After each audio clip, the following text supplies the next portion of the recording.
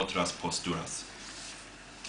Por lo tanto, 72% de los militantes en Nueva York tenía una ideología explícitamente o implícitamente anarquista.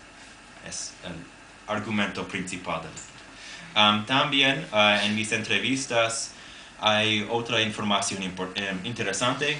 Por ejemplo, 7% se identificó como socialista, es decir, que ellos usaron la palabra socialista, y solamente 10 personas se identificaron como marxistas, y la mayoría de ellos con una de las tendencias antiautoritarias del marxismo. El hecho de que solamente 10 personas en un grupo de 192 personas se identificaron como marxistas, en mi opinión, muestra el declive del marxismo-leninismo en los Estados Unidos. Y es muy diferente de los movimientos de las 60 y 70 que fueron mucho más marxistas. Además, solamente 2 personas se identificaron como liberales, aunque Occupy fue un movimiento liberal desde la perspectiva de la prensa. Y en los Estados Unidos, la palabra liberal es la palabra más común para hablar sobre la gente de la izquierda, gente del Partido Democrático. Entonces es muy importante notar que esta palabra no fue usado mucho con los militantes. Pero en realidad teníamos más que 2 militantes liberales en Nueva York, desafortunadamente, pero no usaron la palabra liberal. Porque a través de participar en el movimiento, mucha gente cambió el lenguaje que usaba para identificarse políticamente. Asistieron a reuniones o manifestaciones donde sus amigas y amigos atacaron el liberalismo y el capitalismo verbalmente, y gradualmente ellos querían distanciarse de estas palabras aún antes de cambiar sus ideas completamente. Por ejemplo, Karanja, un analista kenyatta de Wall Street que fue despedido nada más que empezar Occupy, dijo que antes de involucrarse con el grupo de prensa solía definirse como un liberal, pero que entre comillas, había descubierto que esa palabra era una palabra fea. Así que ahora se identificaba como socialista. Entonces, en este caso se puede ver que a veces participantes en movimientos sociales cambian el lenguaje que usan antes de cambiar sus ideas políticas, y que el lenguaje político puede cambiar perspectivas políticas, y no solamente las ideas cambian el lenguaje. Y puede estar manipulado, claro. Sí. Bueno, también un 30% de los militantes no habían tenido experiencia política alguna antes de ingresar en Occupy. Este hecho muestra el poder que tuvo Occupy para atraer a gente de extracciones diversas a un movimiento con características libertarias. Es también indicativo del ambiente político de los Estados Unidos que el 34% de los militantes no se identificaron con ninguna etiqueta política. Me imagino que acá en España sería un poco diferente, pero en los Estados Unidos hay un temor prevalente con la ideología y un fetichismo de una política apolítica, que claro es una política. Pero, Estados Unidos es un país extraño, es una sociedad mucho más conservadora que la mayoría de los estados, de la mayoría de Europa o Latinoamérica. A causa de la Guerra Fría y otras influencias, las etiquetas políticas radicales son estigmatizadas. Por ejemplo, si en los Estados Unidos se considera antipatrióticos a los socialistas, de los comunistas se piensa que son perversos, de los anarquistas que están locos, y para la gente de a pie, los anarcocomunistas son locos perversos. Es todo en una frase. Entonces, la palabra importante es qué pueden hacer los anarquistas en un país como los Estados Unidos si quieren que sus ideas sean las de la clase obrera. Si están cansados de que su ideario languidezca en el olvido sin influencia para la sociedad.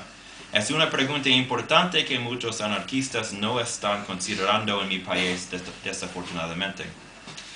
Hay muchas respuestas a esta pregunta, pero al menos en el contexto de Occupy, la respuesta fue crear un movimiento más o menos libertario, basado en la democracia directa, el apoyo mutuo, la acción directa, la autogestión, el federalismo y el horizontalismo, apartado de los partidos y las urnas, pero sin etiqueta política ninguna para que la gente participase. Era necesario expresar nuestra política antiautoritaria sin usar palabras como anarquista o comunista. Por mucho que los sistemas de valores de muchos estadounidenses muestran coincidencias significativas con las ideas anarquistas, las etiquetas políticas y el bagaje ideológico de muchos anarquistas y antiautoritarios pueden extinguir una conversación o colaboración fructíferas antes de empezar si salen a la luz en un contexto inapropiado. Por ejemplo, si Occupy hubiera adoptado la etiqueta anarquista en agosto de 2011, cuando Occupy no era nada más que 30 jóvenes, la mayoría blanco, en un pequeño parque, este movimiento histórico no habría surgido. En Nueva York y otras ciudades de mi país hemos organizado eventos pequeños en parques y otros centros sociales usando la palabra anarquista y por lo general estos eventos no sobrepasan nuestros ambientes. Y también es importante destacar que aunque la mayoría de los militantes tenían ideas libertarias, solo una minoría se identificaban con la etiqueta anarquista.